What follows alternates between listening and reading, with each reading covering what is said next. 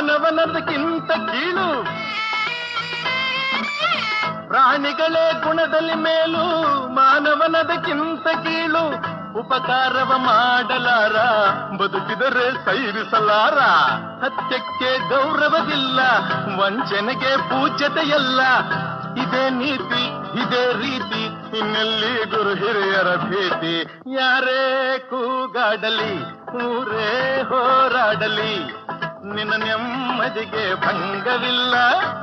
ಎಮ್ಮೆ ನಿನಗೆ ಸಾಟಿ ಇಲ್ಲ. ಬಿಸಿಲು ಮಳೆಗೆ ಬಿರುಗಾಳಿ ಚಳಿಗೆ ನೀ ಅಳುಕದೆ ಮುಂದೆ ಸಾಗುವೆ.